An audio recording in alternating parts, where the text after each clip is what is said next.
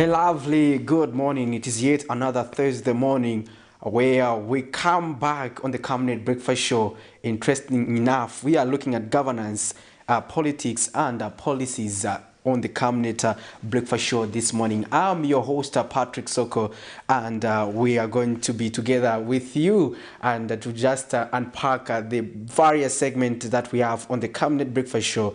Remember to always keep warm, as you already know that the month of July is too cold and the COVID-19 pandemic is still with us. Let's make sure that we do the right thing and make sure that the young ones are also kept warm. Now, to just get started this morning on our breakfast show, we go straight into our first segment, which is the Health Corner with Dr. Nakubiana Mufaya. Keep it on Camnet.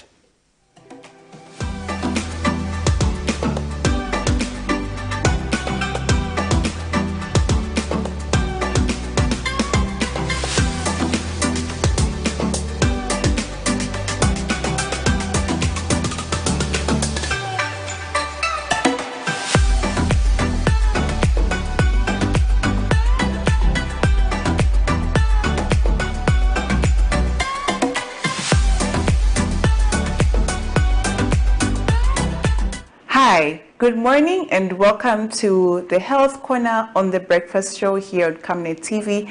I am Dr. Nakubiana Mufaya. This week we have been talking about hypertensive heart disease, and we discovered what hypertensive heart disease is, that it's elevated blood pressure that happens over a long period of time that causes damage to the heart. So what are some of the signs and symptoms of hypertensive heart disease?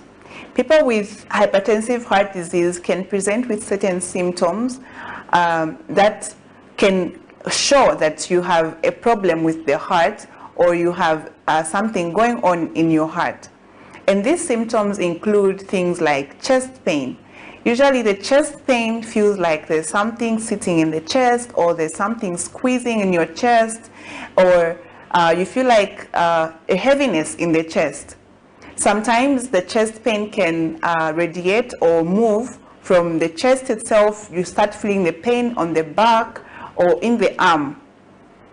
So they might also have back pain. They might also have pain in the hands or in the arm. They may also experience symptoms like palpitations. Palpitations is when the heart is beating too fast, or when the heart is not beating normally the way it's supposed to. So you might end up feeling like the heart is not pumping the way that it usually does, or you're just not feeling like the heart is beating well. So you might also have other symptoms like a swelling in the legs. And this usually happens after a long period of time, when the hypertensive heart disease has been there for some time, leading to heart failure. And this happens because the heart is not pumping blood well, and so there is a retention of salt and water, and so the water starts moving into the tissues, and it causes swelling in the hands, in the legs, on the face sometimes.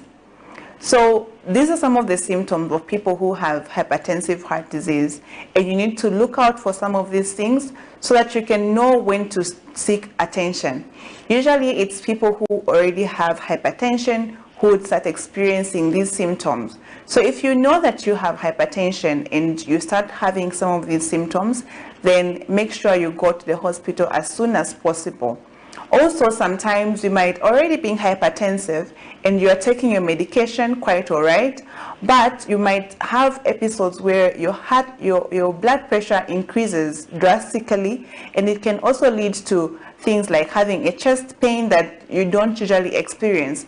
And in such situations, you need to go to the hospital very quickly because you might be having a heart attack. So be sure that you know what are some of the symptoms of hypertensive heart disease, so that you know when to seek medical attention promptly.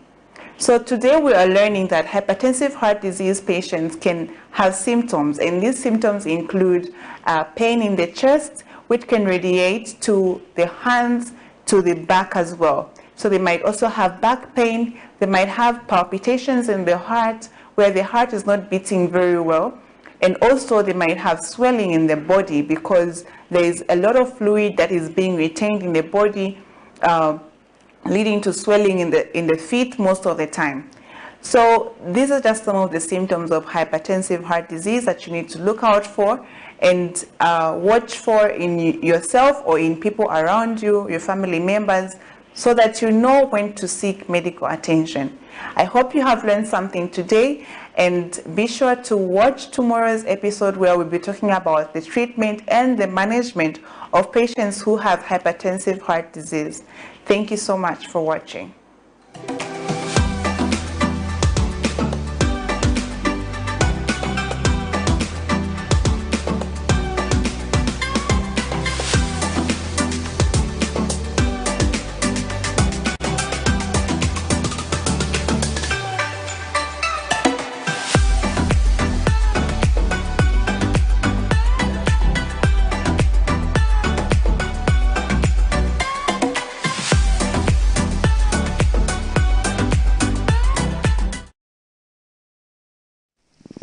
Welcome back. You are watching the Camnet Breakfast Show, and that was our first segment, which is the Health Corner with Dr. Nakobiana Mufaya. Interesting topic we've been looking at this week pertaining to heart diseases, and we hope that you did get or to learn one or two things there. Interesting enough, these are part of non-communicable diseases that we need to make sure that we are proactive as a country and as individuals to make sure we mitigate, because non-communicable diseases are equally claiming many lives, and we need to make sure that we get to lead a health lifestyle. We need to watch what we eat. We need to make sure that we exercise regularly so that we can stay away from NCDs. They do affect us a lot, and for example, we are seeing that other people are becoming obese, are being overweight. Yeah, so all those things can be overcome if you are able to undertake exercises regularly. And to just get on with our program, we also get to look at our next segment, which is the money market, so that we get to understand how the kwacha is performing against other major convertibles. So now, $1 US is buying at 17 kwacha point 41 ngwe, and selling at 17 kwacha 75 ngwe, and the Great British Pound is buying at 22 kwacha 09 ngwe and selling at 22 kwacha 53 ngwe. The euro is buying at 18 kwacha 98 ngwe and selling at 19 kwacha 36 ngwe. The South African rand is buying at 0.92 ngwe and selling at 0.94 ngwe. So those are your money markets as the financial institution that we monitor as of 07:15 this morning. It does vary from one bureau to the other, or rather one financial institution or bank to the other. So those are the rates in case you want to trade using the currency. Interesting enough, we are seeing that it has remained stable starting the month of July. We hope that we'll still manage to get the same traction going towards the end of this month, because at the end of the day, a strong currency is what Zambia needs to be able to undertake all its development activities. We need to make sure that we continue to improve our export portfolio by making sure that the trade export is on the positive side as opposed to the negative side. We need to make sure that we maximize on non-traditional exports. This is other than copper as well as other minerals which we do export as a country.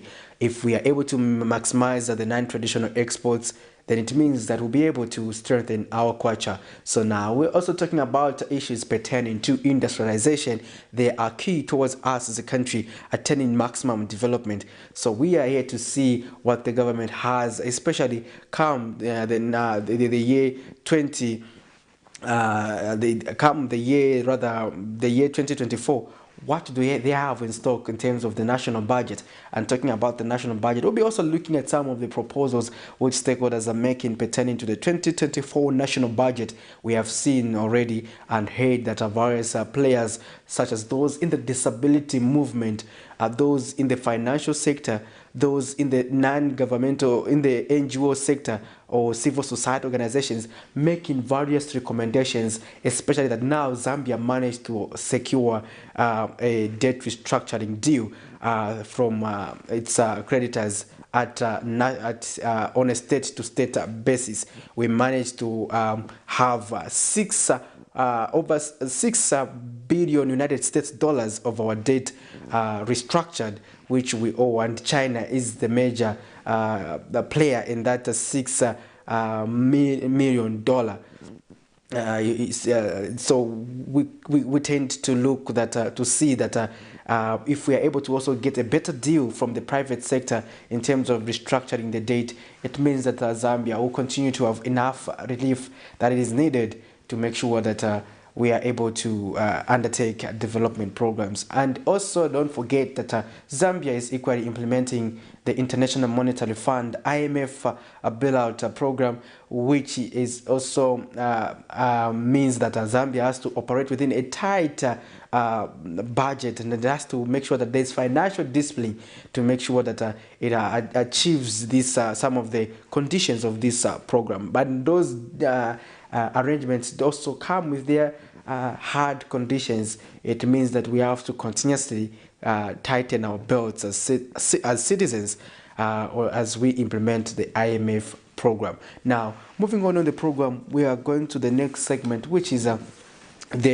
where we get to look at some of the stories that are making the headlines in the main news. So zooming the headlines is the segment that is next now, and right now I'll start with the story that is coming from Mississippi. Now, some residents of Mississippi compound in Lusaka have complained over the escalating prices of meal, which is fetching between 215 and 230 kwacha. In an interview with Camnet News, some residents explained that the high price of the commodity is making their lives difficult, and have also complained that the reluctancy by millers to reduce over the reluctance of millers to reduce the price of meal. And some millers spoken to say it is impossible for them to reduce the price of the commodity due to factors attached. So let's get to listen to this story. We'll be back on the other side. Public outcry continues as the price of meal escalates. Many citizens are failing to afford to buy the staple food due to the high price. In Lusaka's Mississippi compound, most residents have resorted to buying small repackaged quantities of meal in plastic bags, commonly known as pamela, as they cannot afford to buy a 25 kg bag. A check in various outlets found a 25 kg bag of breakfast meal being sold between 215 and 230 kwacha. The residents in Mississippi compound have bemoaned the reluctance by millers to reduce the meal price. They have observed that if the meal price continue to increase, this would send people, especially the grassroots, to become beggars. Bantu bavutika mu makomboni na ndrama mweza vutila then ungapezeka kumatucha kuti bantu sibangala na health mushe vose vintu binadula chi at least government yalanganako bantu at least bantu bangalako chesetu otherwise ungawakwela munga baina mafamizi yambili nakudya munga lunch naleka timadya che lunch ni tea sapa tikudya che kamozi bede so munga pa ungapeve tidanda ola mane binadulira vintu. So tipempa kuti bangaese kutibweza kwa shepa ngono no bintu badula kuti bantu mangaise bena kuti bazimuna tiseka so ngawankala chesu unagulisa nshuzeti bana silazadi wana silazapunzira. For this woman here who depends on a small vegetable business, the cost of living has become too high, and the miller's failure to reduce the price of meal has greatly contributed to this. She tells this reporter that she's contemplating whether to go for a dental appointment or buy a bag of meal to feed a family. But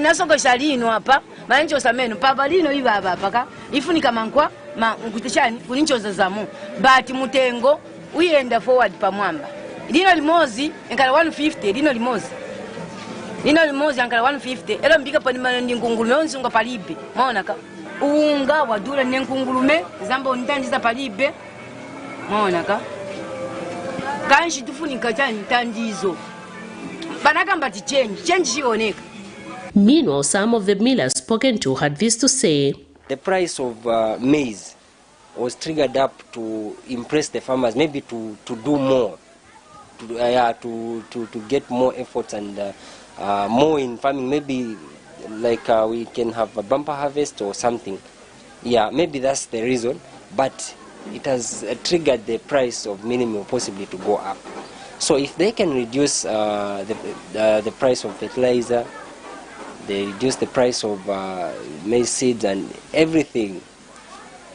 Maybe by doing that, maize price can go down. Definitely, also the minimum price can go down.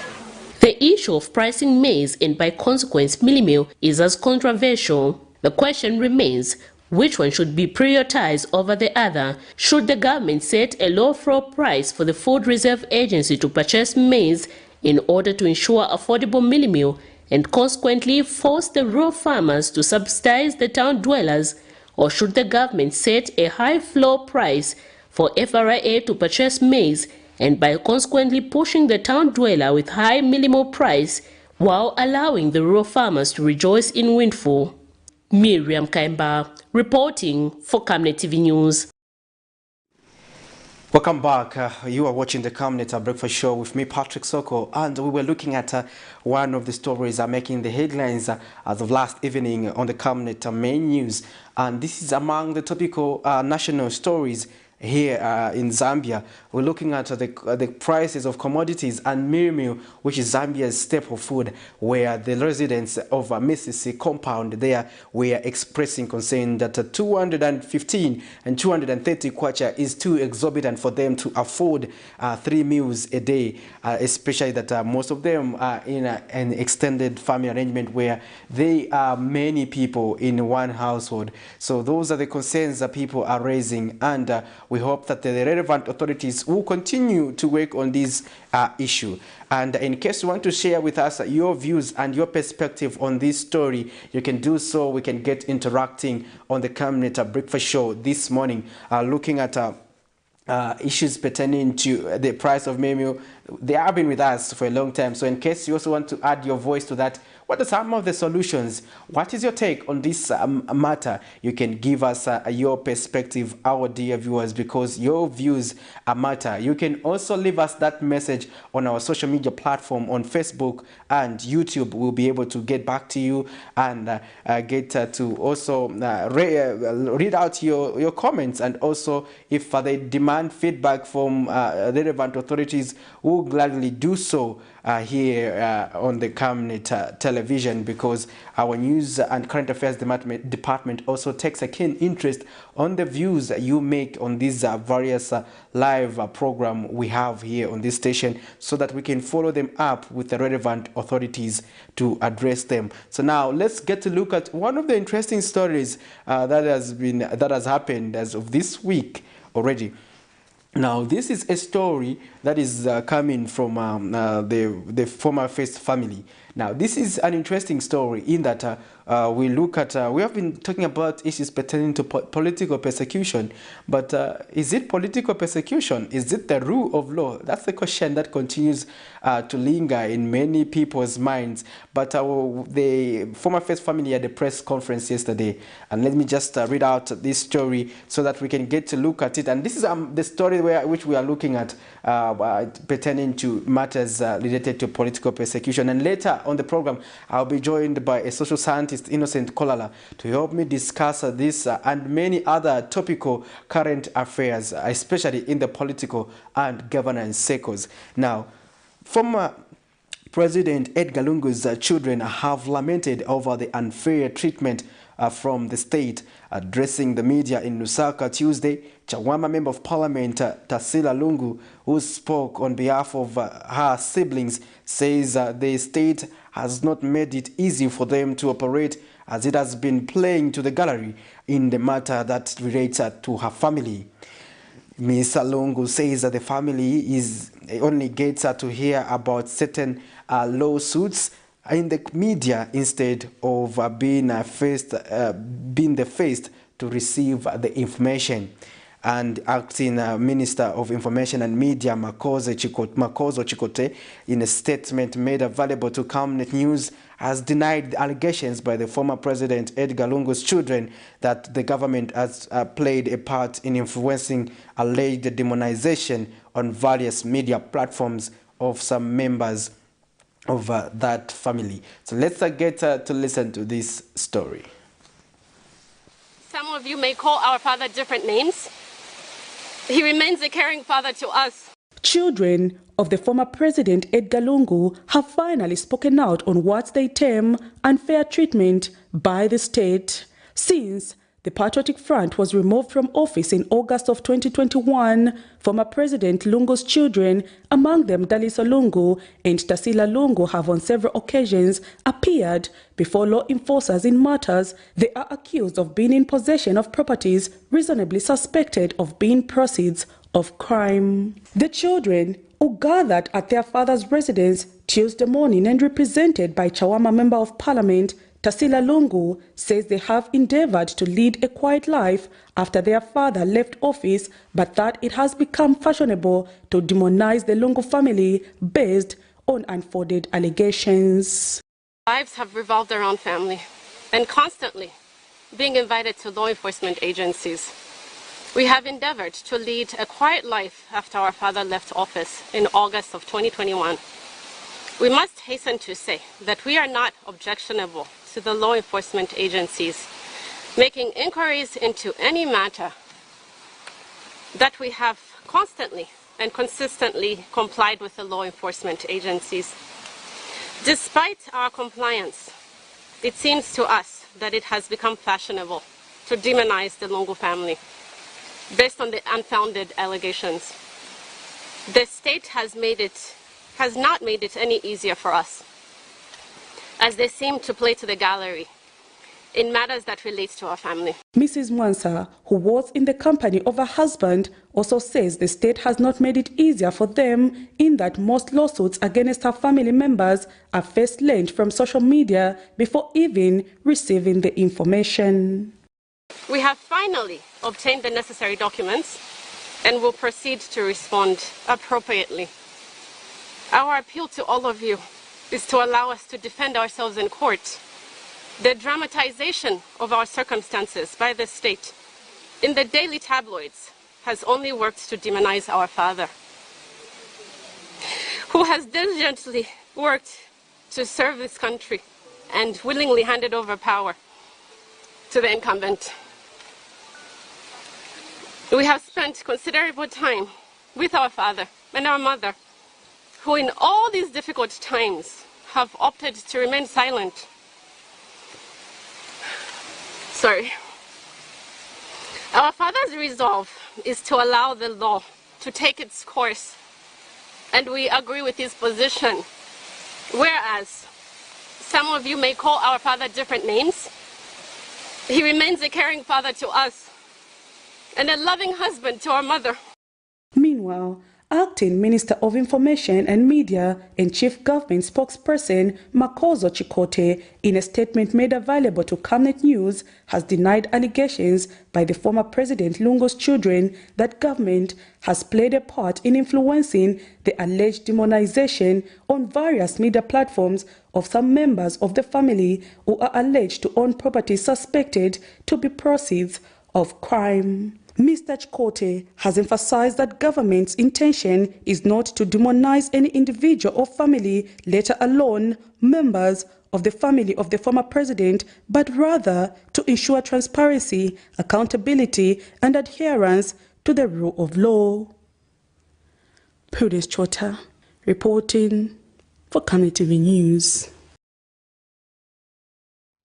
We feel the press briefing called by the former First family to express themselves over the allegations which they are facing was not very much necessary, because if you look at that press briefing, it was just an emotional event which just brought out emotions which unfortunately have no bearing on the allegations which the first family is facing. So what we can advise the first family, if they have evidence pertaining to the cases which they are facing, they should keep those evidences and wait for the right opportunity to come if they will be taken to court, as it was stated, so that they can defend themselves in the courts of law. Unlike calling a press briefing, which has no bearing on the cases they are facing, apart from maybe winning the sympathy and emotions of the people. Unfortunately, the law has no emotions, so we can only advise them to wait for the cases to be taken to court so that they can express themselves. They will attain their freedom if they never committed any wrong, and they can be convicted if there was a wrong committed by them.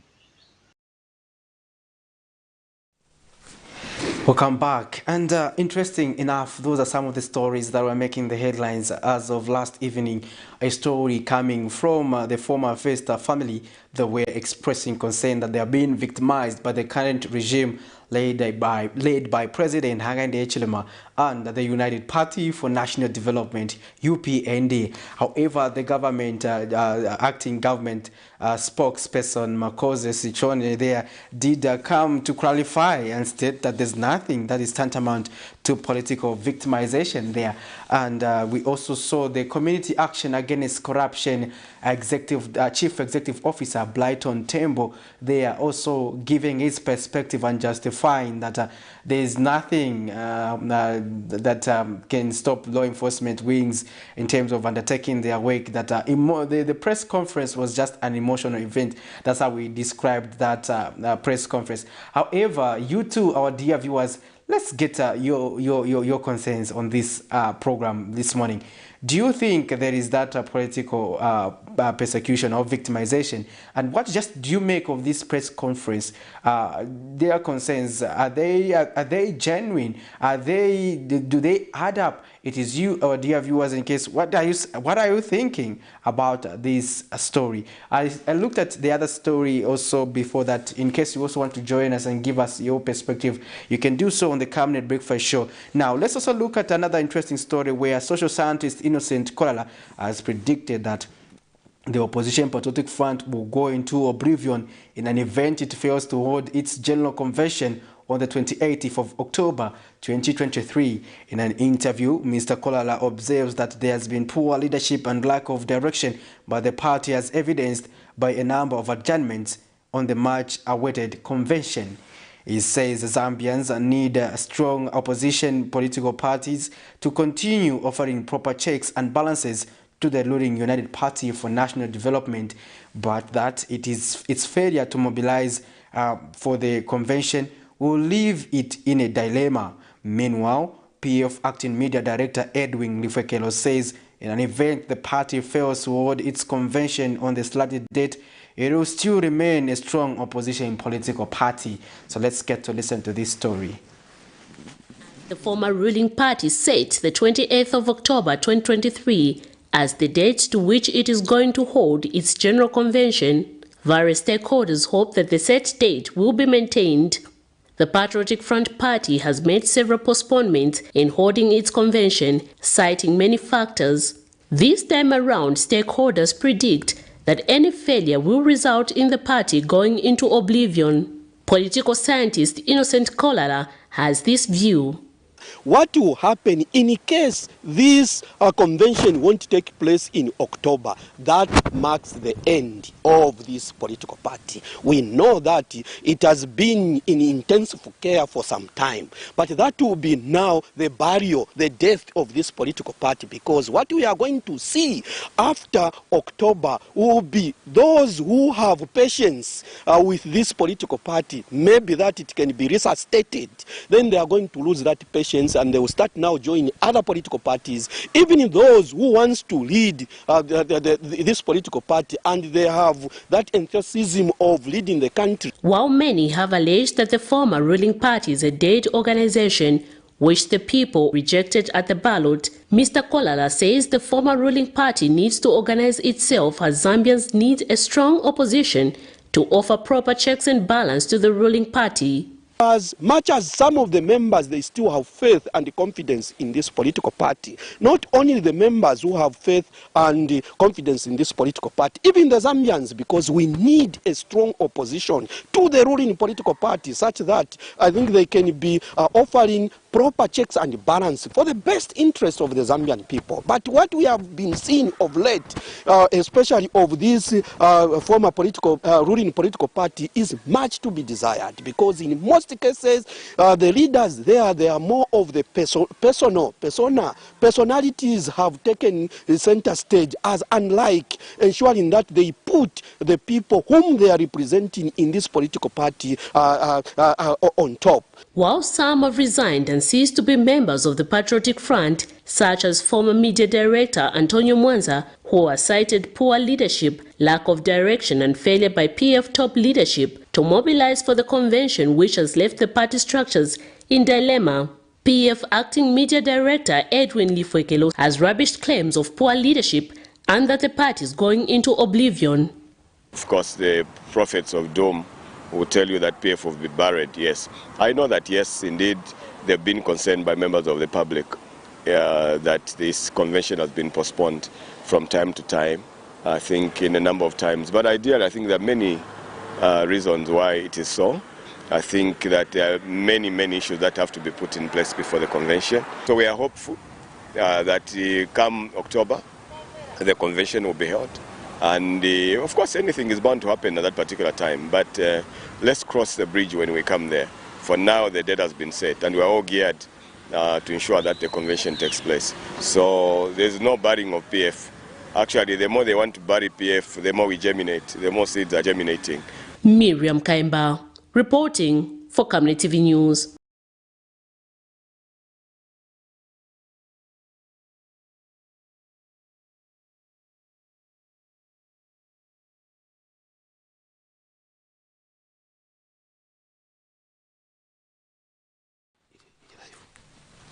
Okay, there you have it. We are ready to breaking transmission there. Let's get on now with the program. Interesting story there. We were looking at pertaining to the former ruling party, the Patriotic Front. Their concerns pertaining to their instability, especially pertaining to the holding of the General Conference. And we continue to have a lot of issues surrounding the former ruling party. But however, they have set the date to hold the convention, which is in October on the 28th. Whether they will manage to do that, for now, we can only wait and see. But in studio this morning, I've been joined by social scientist Innocent Kolala to help me discuss these and other topical issues. Remember, we're also looking at the press conference that was held by the former First family as of yesterday. Now, good morning, Mr. Kolala, and thanks for making it to the program. Mr. Soko, Patrick, good morning to you and the Zambian out there. Interesting. First of all, let's get to look at in the story which Miriam Kaimba covered, you were discussing issues pertaining to the former ruling party, the PF. Why do you think Zambia needs a strong opposition? Patrick and the Zambian out there, I think this is a given.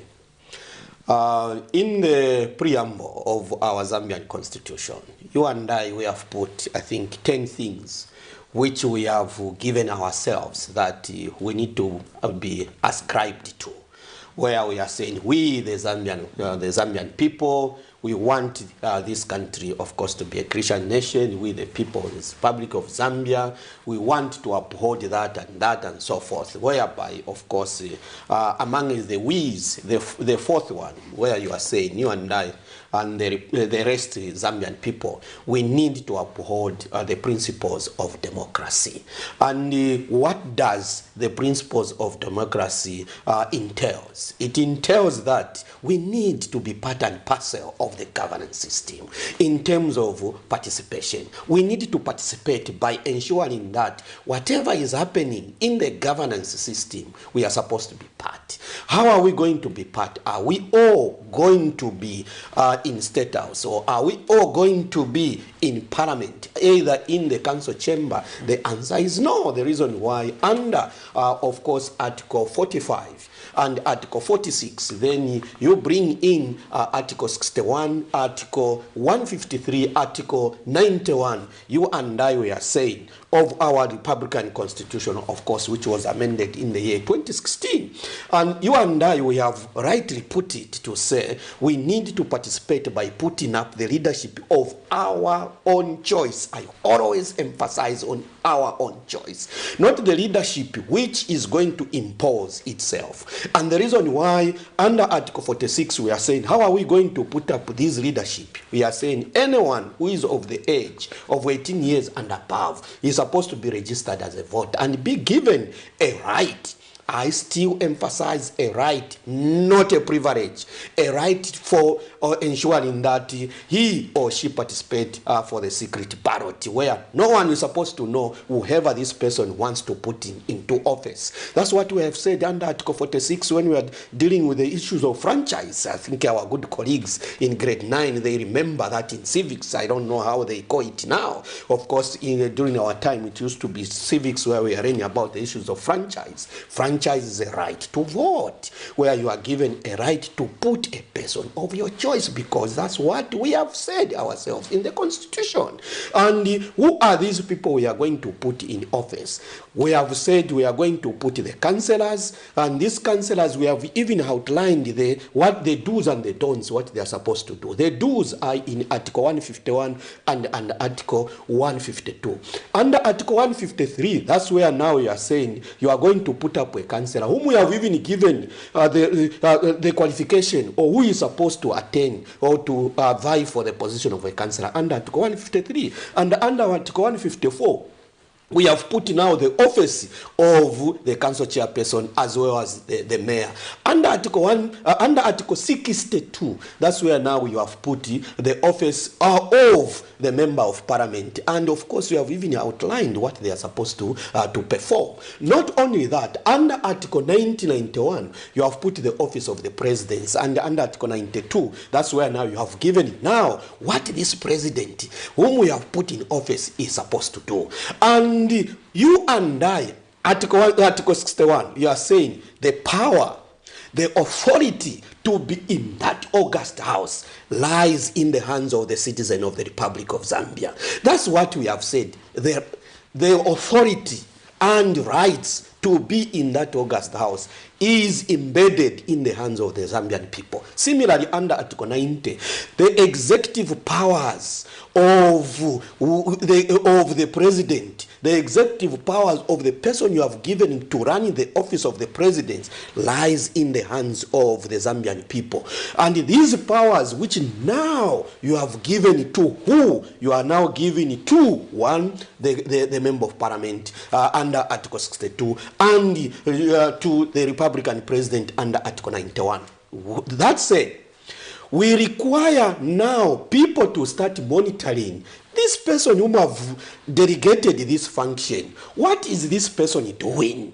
Is he doing these things in line with the way I wanted this person to do? The councillors, as they come, they promise a lot of things to try to entice us. Similarly, the council chairperson, the mayors, the members of parliament, as well as the president, they give us a lot of stories, and they try by all means to ensure that they convince us to say they are the best out of the 1,000 or out of the entire 18 million. This person says, I am the best and I'm going to do things in line with the way you feel like being done. A member of parliament from this constituency will come to say, I am the best out of everyone. How am I the best? He or she is going to outline what he feels is going to do for the people of that constituency or for the people of that district in case of the council chairperson or a mayor, or the people of that ward in case of the ward councillor. And we give that person that authority. So now our role, after we have given that person authority, for which you and I, we have embedded in the constitution that authority will only be for 5 years. And after we have given that authority, now the campaign matter, the promises matters have now ended. Now the journey which you have to undertake now is to start now doing the monitoring, which we call M&E. If it is in other professions, monitoring and evaluation, you start seeing, are you doing things in line with the way things are supposed to be done? Why do we undertake monitoring? It's to ensure that if we realize that as we planned that we are going to take this route, as we take this route, we find that this route is becoming very more or less like impossible to go and reach to that end. Unless we use this route, we are going to change the planning so that we use the other route. And during that period, it is ourselves, Zambian people, who are supposed to be reminding these councillors, who are supposed to be reminding these council chairpersons, mayors, as well members of parliament, including the head of state, the Republican president. Look, you promised us that you are going to bring free education. Have you brought free education? It is our role to remind His Excellency, our Republican president. You promised the Zambian people to say, especially those who are in the universities, that you are going to bring, of course,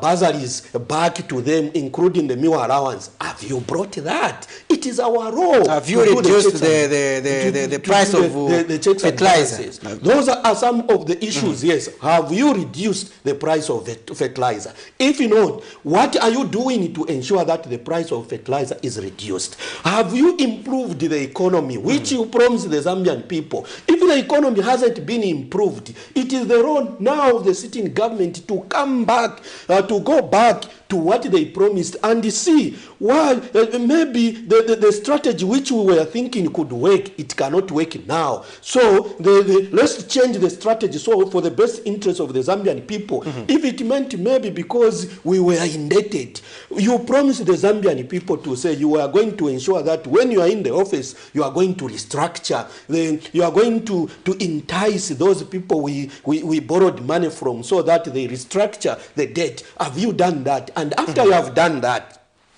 what are you going to do with the monies now which you were supposed to be paying as debt? Now this time around, you won't be paying debt. Now with this money, what are you going to do with it? It is our role to participate and advise the sitting government to do what is right for now ourselves. in this context. And the reason why, Patrick, under Article 60 of our Constitution, you and I, we established the political parties. What are some of the roles of these political parties? Some of the roles of these political parties is to ensure that they are offering checks and balances. And let me emphasize on the issue of checks and balances. It's not checks and balances of insults. It's not checks and balances of blowing each other. Checks and balances of slapping each other, throwing water against each other. No, we are talking of credible, mark that word, credible checks and balance, where you are reminding this sitting government to say, yes, this is what you are supposed to do. What are you doing on these issues? If you feel you cannot take this route, why can't you use that route? That is the opposition which we are looking for in this country, and not the opposition where you oppose even something which is going to bring something on the table of the Zambian people. Just because you are in the opposition, you oppose. Opposition is not becoming an enemy to the ruling political party. No, actually these are supposed to be partners in national development, where they are supposed just to remind each other. When you are in power, there are times when you forgo certain things, or even you forget doing certain things, even something which is very, very straightforward. You might forget to do that, but you require someone to remind you. The reason why even the Bible, I like Camnet TV, because every time when you are bringing news after the news, you always try to share even the word. Even this time around, I can also share the word. The reason why, even Jesus Christ, when he was sending was one by one, he was sending them 2 by 2. Why was he sending them 2 by 2? Maybe Patrick Soko might be stronger than Innocent Mulenga Kolala. As we are moving, Innocent Mulenga Kolala tried to become weak. Patrick Soko is going to lift Innocent Mulenga Kolala and move forward. Similarly, even in governance system, it's not that someone is in power, then that person has now attained the omega and alpha kind of power or leadership. No, that person might not do things in line with the way the person promised to do. Henceforth, requires someone to shake that person, to remind that person, and such a person is a strong opposition political party, not the opposition political party, which is there just booing even whatever is good. We find in Parliament there's something which comes here. Now, listen, Mr. Kola. Interesting here. Enough. Now, Yes, you're talking please. about the political party. In this case, Zambia's major opposition political party is the Patriotic Front. Arguably, based on the 2021 general election, they were second, and they also have more members of parliament next to the governing UPND. Now, this political party has been failing to go for a convention. We understand there are also matters that are before the courts. We won't dwell on that, but they managed to set a date. We understand that initially they were supposed to hold their convention in March. But now they will be holding their convention in October 28th. Now, what would happen if, for example, they failed to hold their meeting? You were just fine there in that clip that they may go into oblivion. Why do you say so? Thank you so much, Patrick, and the Zambian out there. First and foremost, I still repeat, and I'll continue talking about the same. The country requires a strong opposition. Why do you need a strong opposition? Similarly, even in the House, when you have a weaker opposition in the House, there will be confusion. You need to have a strong opposition. If you are a man married to a weaker wife, all the time you are reporting at home 22, at times even following day 01, 02, then she's just there and smiling. Get to know that I think there is no marriage there. Secondly, even in the wife, when she comes at home at any time and she's not checked, even not being called to find out where are you. I like such kind of callings.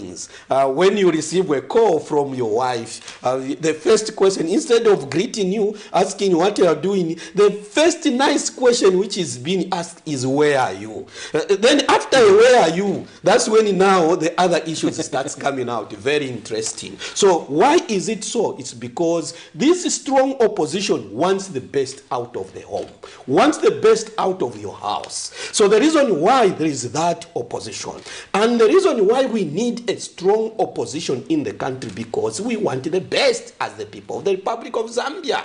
Henceforth, we normally talk about PF. Others might be saying, why do you like talking about the PF, not other political parties? Yes, as you have rightly put it, Patriotic Front is seemingly being the one which is more or less like a strong opposition, being that it has more representative in the House, because in the August House or in Parliament, that's where decisions of ensuring that we make the country in the manner we want it to be made is done from that August House. The reason why we talk about them, and we'll continue talking about them until such a time, if you are told they will decide to go into oblivion because of the kind of their leadership, then whichever political party which will seemingly look to be stronger will also be talking about that political party. Of course, we have seen some emerging political parties which seemingly looking, of course, they are trying to I think to become closer to be, of course, a strong opposition. For example, the member party, which party is this?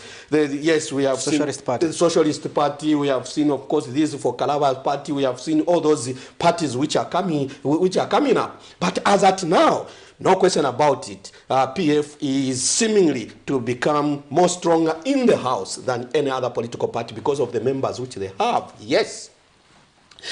Patriotic Front, in terms of support, yes, its members, most of its members, they still feel they need that political party to survive. No question about it. Because even we normally have the callers, we might have even some callers here, and even in other programs where we have received some calls from the sympathizers of this political party, which is Patriotic Front, those sympathizers wants that political party to continue and thrive. And even some of these sympathizers, because we are in a democracy, they want it even to come back into power, because that's what democracy entails, that after 5 years there will be another political party which is supposed to be there, take over power. If you are told the current political party, it is being rejected by the Zambian people. Henceforth, those who support this political party, the PF, especially the grassroots, that no question about is in some areas, they still feel this political party needs to do more so that it come and take over power in the year 2026. Alas, much as these members, even, at times I sympathize, even some callers, I sympathize with them. I do understand how they feel. They really want to ensure that this political party comes back into power. But they are being let down by their leaders.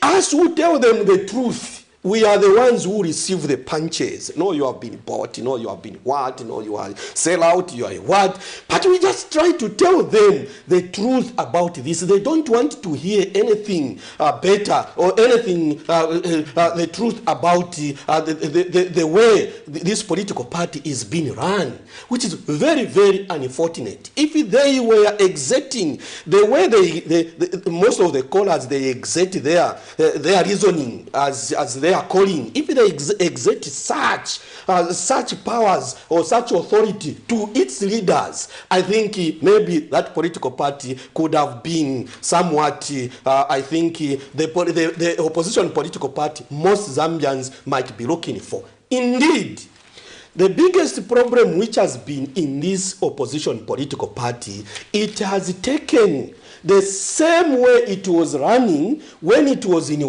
ruling political party, even when they are in opposition. The greediness and selfishness of the leadership on the top. That is the biggest problem which this political party it has. Unless it's me, Innocent Mulenga Kolala, who is supposed to be a president.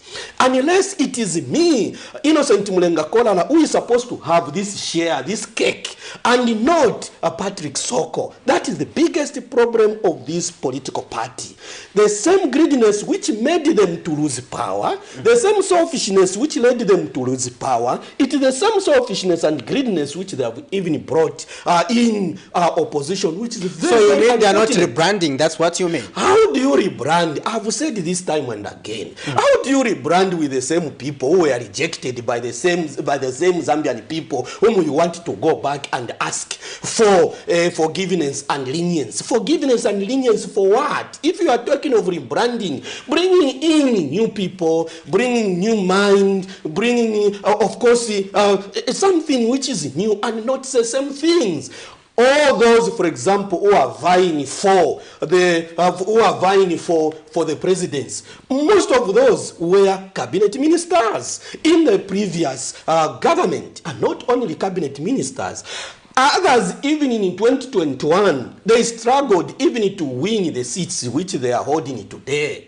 Others were even challenged in the course of law by the losing parliamentary candidates. They were challenged, but because of our law, especially when you look at Section 79 of the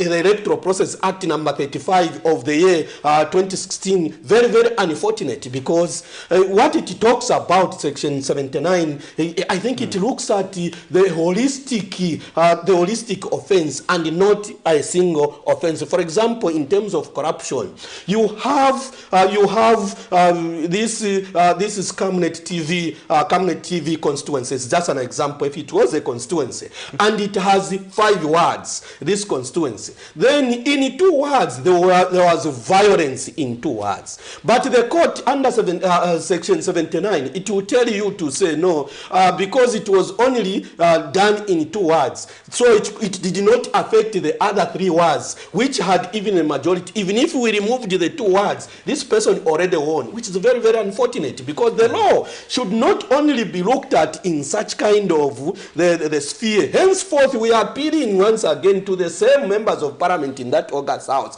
Let them relook on Section 79. If we want to fight the wrong, let's fight it holistically. holistically and not in piecemeal. So what we are trying to put forward here is that the same selfishness, the same greediness which was in ruling political party and whilst they were in ruling, which even led them not to win the election and the Zambian people lose confidence in them, they have carried with it no rebranding at all. You can't rebrand with the same people, my brother. You can't rebrand with the same people, my sister, my uncle, wherever you are. And why am I saying this? We have seen this. Even themselves, those who are in PF, they know in their blogs that the moment they announced the date for 28th October, the day actually when His Excellency, our former Republican President, Mr. Michael Chilufya Sata, died. He died on the 20th of October. We don't know the reasoning why this political party, they have decided even to put the convention on that date when they were actually even supposed to be mourning its leaders. But that is the day they have decided to go for a convention. And when we see whatever has started happening, alas, my brother, even from most of these blocks of themselves, they have started hitting each other. And if they have started hitting each other, then I'm coming to answer now your question of why do you think it might go into oblivion? Why I'm saying it might go into oblivion because, as Elia said, they have started fighting each other. Where they are saying, no, unless this person, if it's not this person, then there will be no PF. Unless that person, if it's not this person, there will be no PF. Now, what will happen? What will happen is, firstly, if they are going to go to the convention, as they come back, they will come cracked. So it will require someone who is a leader, who should come and bring those people who are going to be aggrieved that their leader was not elected, to bring them back to that political party. Can that be done within a year or two? That remains with the political party itself, the Patriotic Front. Henceforth, the reason why we have been saying this could have been cured if at all the Patriotic Front decided to have its leaders, immediately when they lost power, they could have identified a leader who was supposed to be there. By this time around, at least some could have healed those who could have been injured. Remember, all those 8, they paid 200,000 kwacha. 200,000 kwacha is not a small amount of money as a participation fee. And they paid last year. And they have to organize people who are supposed to be supporting them. So meaning they have been supporting or sponsoring some of those people who are supporting them. That in short, by this time around, they could have even hit 1 million in terms of campaign, in terms of what we have seen other members how they have gallivanting the country. It is not that they are gallivanting the country for the sake of nothing. No, it's for the sake of wanting to come and being elected as their party president. And now putting into consideration all those things, come 28th of October, as they have done it before, then they come and say no, there will be no convention, we are going to Abidjan because of one of the things. Let me interrupt you, someone wants to join the conversation. Yes, please. Let me interrupt you, Mr. Kolala, there, as you explained the background there. I know you are through to the Camnet Breakfast Show. Good morning. Good morning, how are you, Professor? Fine, and how are you, Mr. Mukuma? Yeah, thank you very much. From Livingston. Livingston. John. You can go ahead with your contribution, sir. Yeah, first of all, I want to urge my brother, Innocent Kolala, to take it easy. He must not be emotional. Just take it easy. These are matters of the nation. Number one, I agree that the top brass of the Patriotic Front is selfish and greedy. And difficult to meet them and difficult to talk to them. The people in the grassroots, however, they are intact. I was in Western Province. Where I come from, the people, those who are supporting UPND, they have now started supporting Patriotic Front. Because these other political parties, Socialist Party, Citizen First, PNUP, they have got no people on the ground. They are no grassroots structure. So most people now, they are coming back. I think this is a doing of the Lord. The Lord wants patriotic plans to come back. But the people on top there as leaders, even those who are aspiring, they need to make introspective of themselves. And they must make a deliberate move to come out and put in a deputy that can fight Goliath. That deputy, though he may not have the money, but they must be just put in there. And these are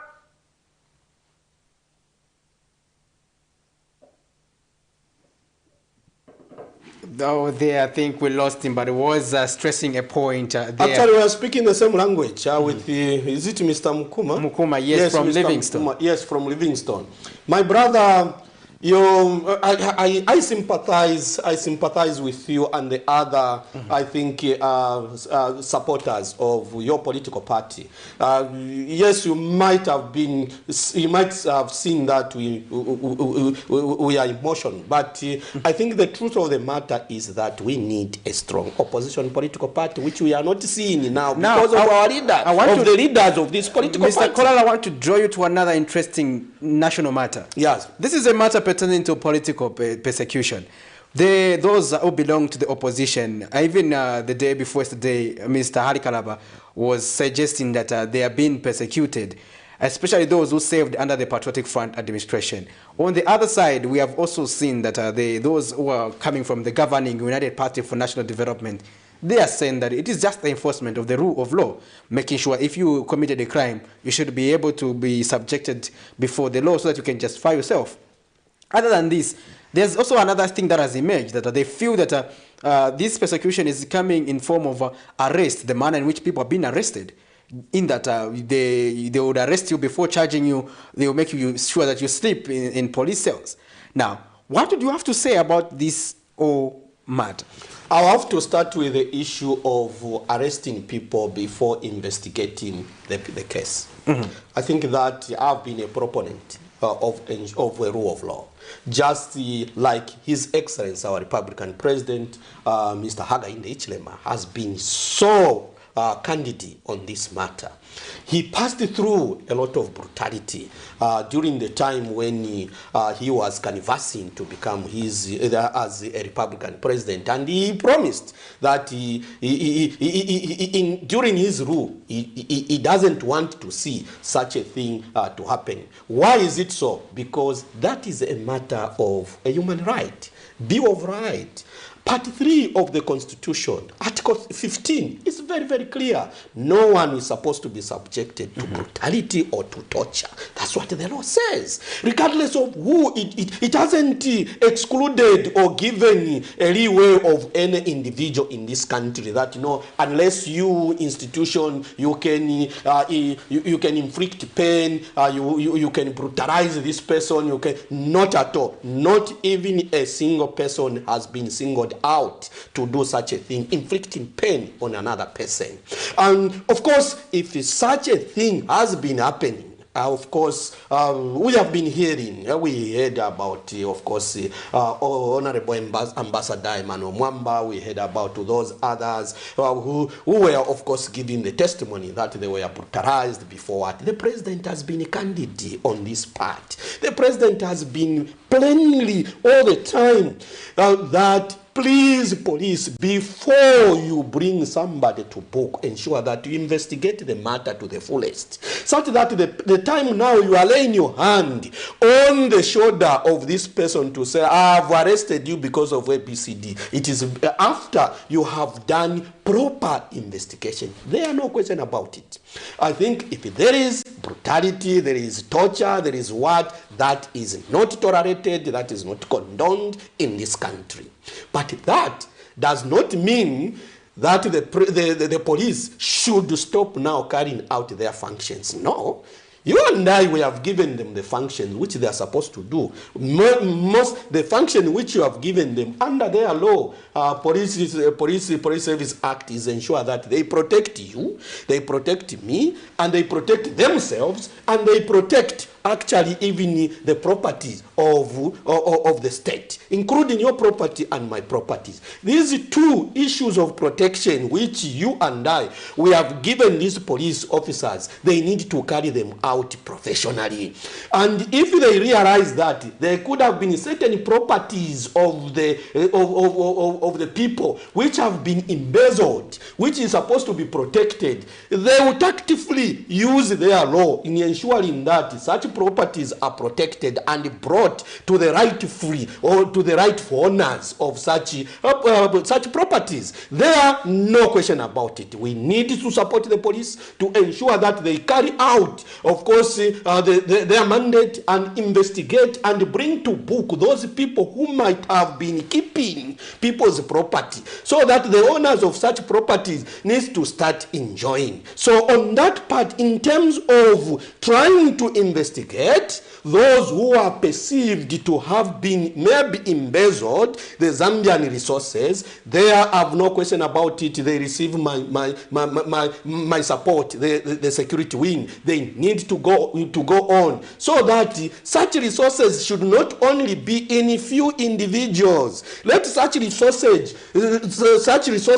be distributed to everyone, including myself and yourself and the rest of Zambian people, even those I was seeing one news item which you carried when you were, I think, in Kanyama, one of this news in Kanyama, where, of course, some of our people there, they were crying. And thanks to my brother there, of course, Hajomba is doing a great job within his means. He could also support some of those issues when Hajomba, I think you might know him. I think he's more on trying to help out here and there in ensuring that, I think, the people of Kanyama, much as the constituency is huge, is big, but within his means, his short hands, at least he's extending to some few. Congratulations, my brother, and may God continue helping you for the work which you are doing in that area, that is Kanyama constituency. So what we are trying to put forward here is that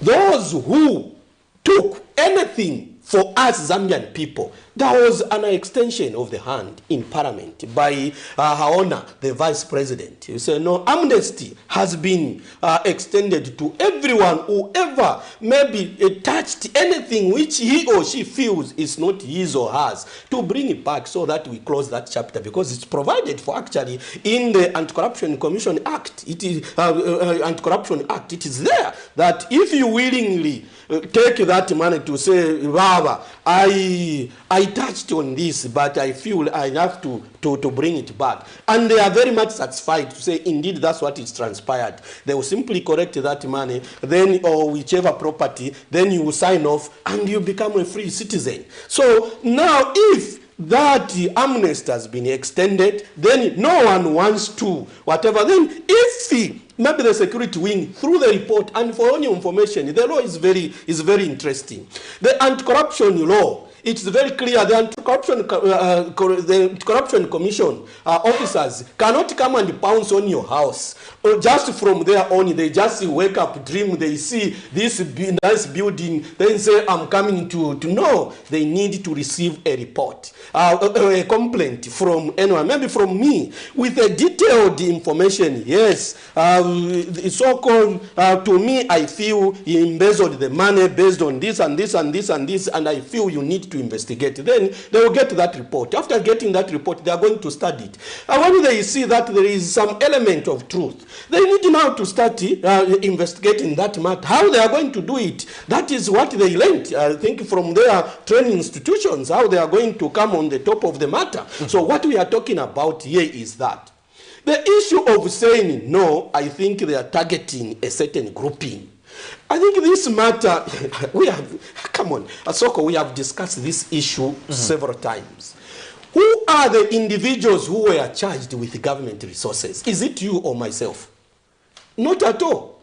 If it's you and not myself, How do you expect the Anti-Corruption Commission or the police to come and round up my house or your house when I was not given the responsibility to take care of the resources of the people of the Republic of Zambia? It is only those who were charged with that responsibility to whom now the police, they want to find out something. Why are they doing that? It is because, remember, when His Excellency, our Republican President, Mr. Hakainde Hichilema, was canvassing or was campaigning to become the Republican President, he was very candid over the issue of corruption.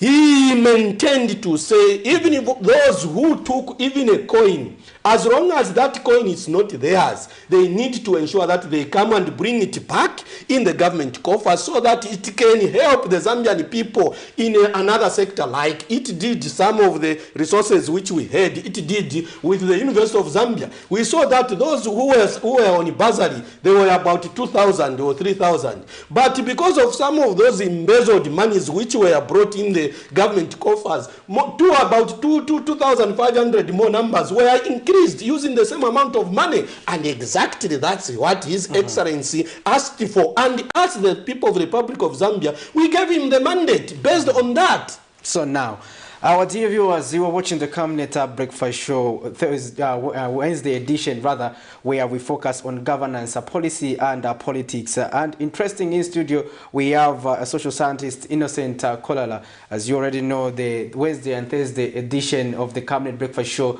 usually focuses on politics, governance, and policy. Now, in studio, we are discussing issues pertaining to, also looking at issues pertaining to the rule of law and the aspect of political persecution. And interesting enough, we had a story there coming from the former Festa family who were claiming that they feel this government is ill-treating them. Now, we're going to look at that story right now. Then we just get also the views of Mr. Kolala on that press conference that was held as of yesterday. And you too, dear viewers, you can also give us your views and perspectives on the Camnet Breakfast Show. You can also leave us that message on our social media platforms. Remember that we are broadcasting live on Facebook as well as YouTube. Leave us that message and we'll continue interacting. Let's listen to this clip. Some of you may call our father different names. He remains a caring father to us.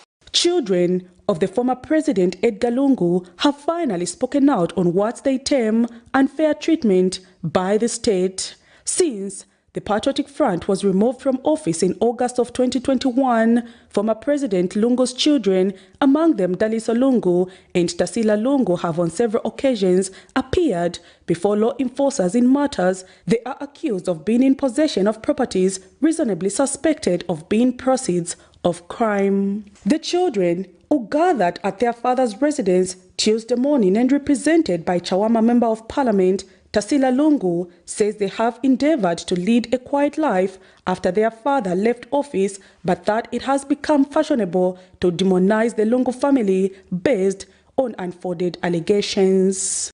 Lives have revolved around family and constantly being invited to law enforcement agencies. We have endeavored to lead a quiet life after our father left office in August of 2021.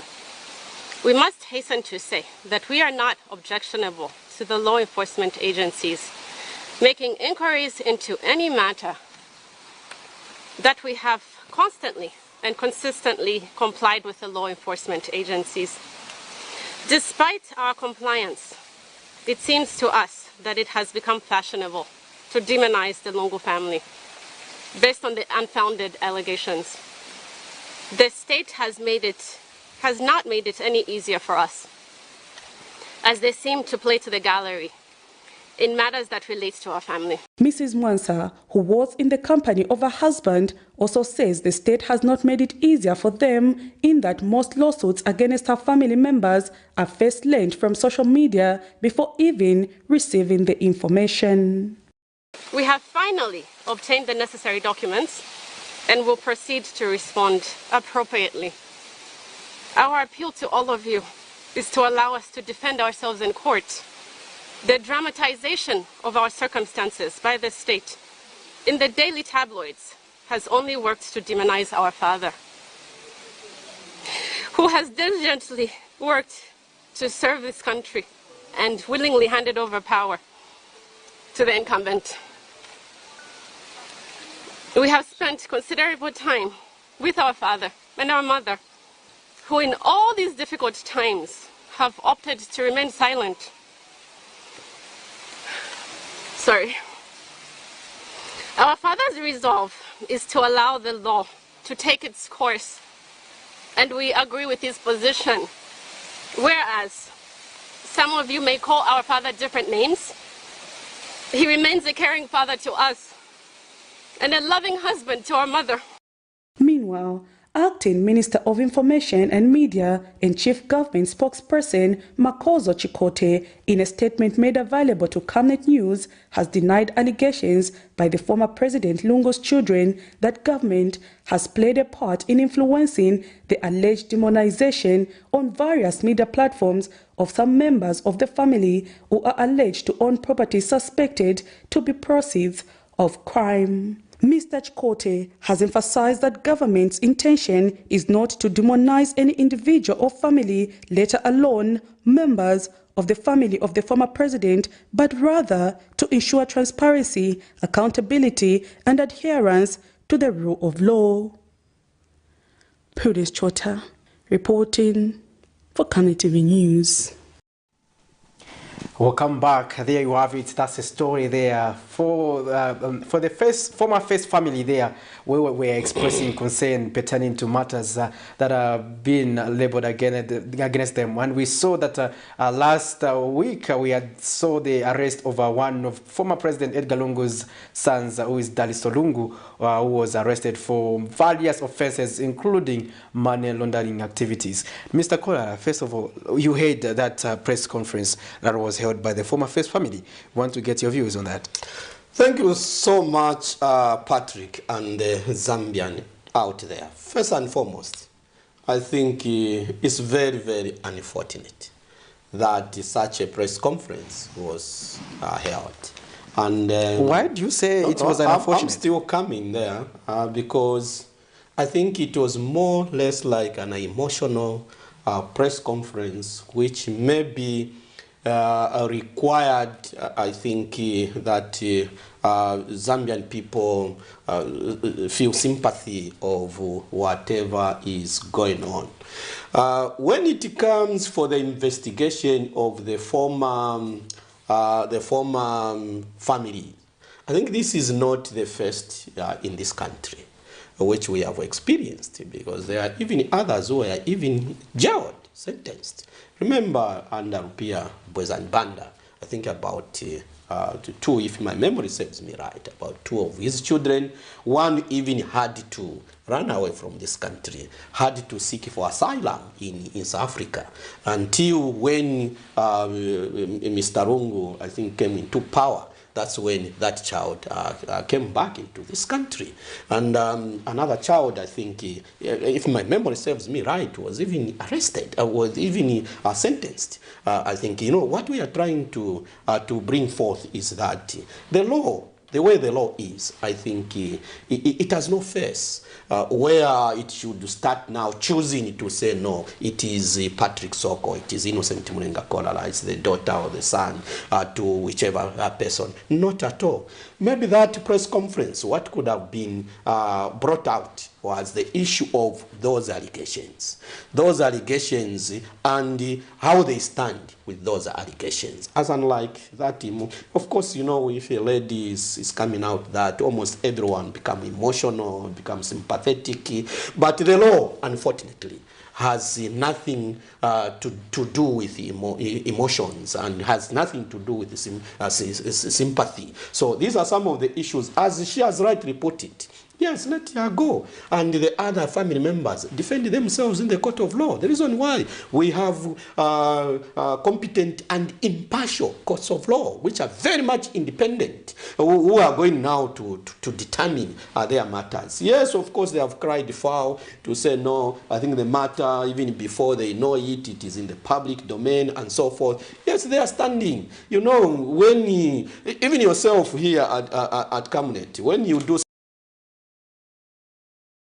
with another person, maybe who is below you, do something. Of course, definitely yourself, it will come out very fast as unlike the person who is below you. I think this is normal, which we can't run away from it, and especially when we are vying for public offices. These are some of the issues which we need to, I think, to start thinking of braving ourselves into. Because when you become a public figure, I think you become now open to criticism. You become open to everything. Everyone can throw stones. Others, even the stones which are not even healthy, they are going to be thrown onto you. You have to be strong. You need to have a thick heart of which to accept whatever. That's why I laugh at times when I visit some of the constituencies. I am on the radio station there in these constituencies. I'm bringing out some of their inefficiencies which they do in their constituencies on their, of course, the local radio programs. Then they start calling me, no, why you have been bought? Why are you saying this and so forth? They even become annoyed. I can even whatever, because the others, they don't even know how to interact, even the language which they use, which is not honorable, because those are honorables. You know, when you hold that title of honorable, you need to know that I think there are certain traits which are not in line of that title, which you need to bury. But unfortunately, others, they do not. So others, they rush into the offices, the public offices, not knowing what is coming. These have reminded even some CEOs, chief executive officers in certain offices, and the directors, managers. Yes, they were rushing and even crying, doing all sorts of things, even maybe maligning other individuals so that they take up those positions. But when they're in those positions, when we start doing the checks and balances, then they start saying we are not a good people. You know, these are some of the issues which we always talk about. So the Rungu family, yes, they are Zambians, just like any other Zambians.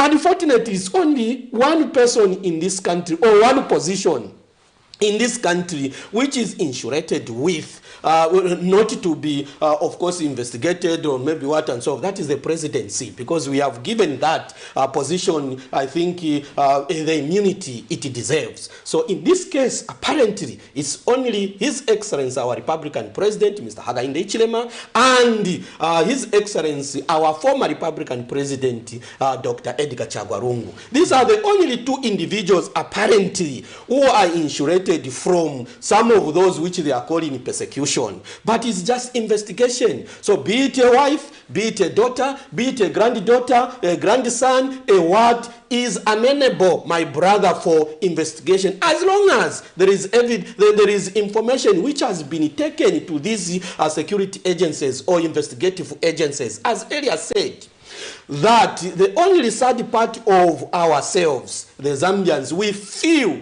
when you are being investigated because of what you were doing in the past, it becomes a victimization. If it is a victimization, allow the matter to take its course up to the end. Let the court of law exonerate you. When they exonerate you, you will be a free citizen. I still repeat, when you hold a public office, be accountable for whatever you are doing. Henceforth, as you are discharging and carrying out your function, put it into your mind that that position is not permanent. The biggest problem which we have, which I'm even reminding the current leadership, which are in power, is that these powers which they have, they are a borrowed power. And the borrowed power which is given to them is only a 5 years mandate. This time around, we are almost clicking 2 years. You see, about 1 year, 11 months. Since next month, that's when it will be 2 years. We are, in short now, we are remaining with 3 years. So whatever they are doing, there are others also who are accounting for what they are doing. When they are out of power, others also would want to come and know, how did the money for Constituency Development Fund utilized? Because His Excellency, our Republican President, has said, I'm going to send the money. I don't want money to be in Lusaka. I want all the money to be in the constituencies. So the members of Parliament, with your Constituency Development Fund committees, get to know that there will be a time when you have to come and account for such monies which you are distributing. Are you distributing in line with the guidelines? Are you distributing in line with what the people of the Republic of Zambia wish such monies to be utilized? You need to come and account for such amount of money. There is a local government equalization fund which is going to all the 116 councils equally without discrimination. How are you utilizing such monies? There is that 20% for projects. Are you utilizing such monies in line with what we are expecting such money to be utilized? Or you want now, when you receive such money, that is the time now to start buying the suits. That's the time now to start going for workshops. That's the time now you have to be going for CPDs or to go, or that is continuous professional development programs. Is it the time now you need now to start now living the luxury life? The time will come when, as the people of the Republic of Zambia, we are going to ask you to account for such amount of money. Then yourselves, you again start coming to say, no, there are, I think there is too much persecution, and so it's not persecution. Public money, be open. There is such part of it, my brother and my sister out there, my father and so forth. Some of our leaders we have given this authority.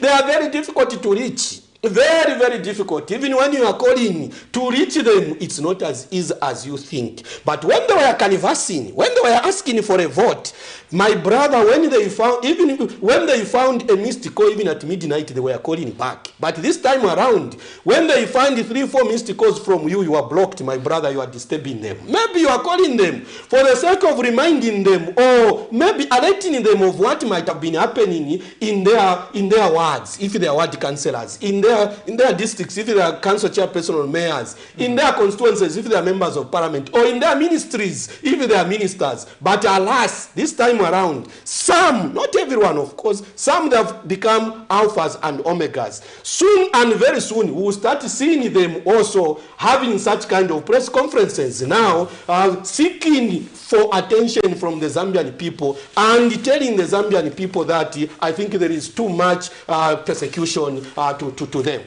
Mr. Kolala, I would like to thank you. Pleasure is mine, and always, whenever I am invited, I'll be always present to discuss national issues. There you have it. That was Mr. Innocent Mulenga Kolala, who likes to provide a civic education and also by writing and unpacking the Constitution based on the articles, giving us his perspective and analysis pertaining to governance. We started with the conversation pertaining to the PF rebranding. We also looked at the issue, the topical issue of political persecution and vis-a-vis the implementation of the rule of law, and we also looked at other governance matters pertaining to CDF and ensuring that the provision of checks and balances is in line with the dictates of democracy. Now, we are going to look at this story as we allow the guest to zoom out, where a civil rights activist, Blame Nachangala, has alleged that President Hakainde Hichilema has a hand in the alleged brutality on opposition leaders in the country. Let's get to the side of this story. We'll be back on the other side. Again, don't say the government is witch hunting. No. Give to Caesar. While in government, this is the stance of the head of state on various platforms. Opposition leaders in the country have continued to cry foul over what they have termed as opposition brutality. Patriotic Front Deputy Publicity and Information Chairperson Emmanuel Mwamba has maintained that the government is focusing on silencing its opponents. Mr. Mwamba says he is not even aware of the status in the case. He was allegedly brutalized while in police custody. Speaking when he featured on the Camnet TV program dubbed National Matters, the former ambassador wonders why opposition leaders are the only ones targeted for state abuse. My injuries have been ridiculed. The director, spokesperson for government, Mr. Tabo Kawana, went on KBN TV and ridiculed me, doubted my explanation, called them lies. He might not trust me, but he should trust a doctor that assessed me, that made me do tests, including X-ray. Featuring on the same program, civil rights activist Breb Nachangala alleged that President Hichilema is the one leading the alleged brutality on opposition leaders in the country, explaining that the head of state has failed to act on matters of brutality. The important thing which the New Dawn administration should have done when they came into power, because they experienced this police brutality, was to do some structural changes in the manner the police are managed, in the manner the command flows down to the last constable. They've changed nothing, because then they are good men. It won't work. What about the day again when bad men will come? It will be the same. So this brutality, which we are seeing, the torture, is at the behest and command of the commander-in-chief. Mr. Changala also alleged that the corruption fight in the country is targeted at former government officials because law enforcement agencies such as the Anti-Corruption Commission are under the office of the president. Meanwhile, the government has quashed allegations of police brutality on opposition political leaders in the country. The kind of police brutality we saw in the previous regime and what we are seeing today, which is not brutality at all, really cannot be compared. And where were the voices when we underwent serious, you get into conflict with the law, you will suffer the consequences of the law. So this idea of trying to paint the police black and claiming that they are brutal and yet you are deliberately breaking the law with Session. The date there is very clear, it's 2016, under the hand of President Edgar Lungu, that moved the Anti-Corruption Commission to join the rest of the law enforcement agencies. The truth of the matter remains that the Anti-Corruption Commission was moved to the office of the President, and the Gazette signed in 2016 by President Nelson Zulu for Camnet News, Lusaka. Well, interesting story there coming from the National Matters. It was on Monday. It's one of the flagship programs here on Camnet television, where we get to bring prominent people to discuss various matters happening in the country. National Matters is highly watched, and make sure if you have never gotten time to watch the National Matters, it comes every Monday at 20:45. It is an important program that we have here on Camnet TV, and just among other discussion programs such as the People's Verdict, which also comes on Tuesdays at 17 hours. And you can also be featuring on the breakfast shows, where we also have critical interviews, and we do engage various leaders and various civil society organizations to discuss and unpack various national matters here on various current affairs programs. So when you are watching Camnet TV, everything is on the basket. So, and to just continue further on the program, we are coming to the dying minutes of the program, but those of you who managed to get through to the program, we thank you, especially Mr. Mukuma from Livingstone there, who managed to give us his perspective. Remember that every time we do emphasize that divergent views are vital, especially pertaining to matters of governance, and every opinion counts, because democracy is about tolerating the views that you might not like from someone you do not like. So let's keep interacting on various programs. Now, I want to also bring it to your attention that the Camnet television is open for business, and in case you want to be part and parcel of the growing movement, you can always get in touch with our marketing department so that we can get to talk business on that other side. So now we have come to the end of the Wednesday edition of the Camnet Breakfast Show, but be sure to join us tomorrow, Thursday, as we discuss governance, policy and politics. This has been Patrick Soko, and always remember to keep it on Camnet TV, because Camnet TV is not just another channel.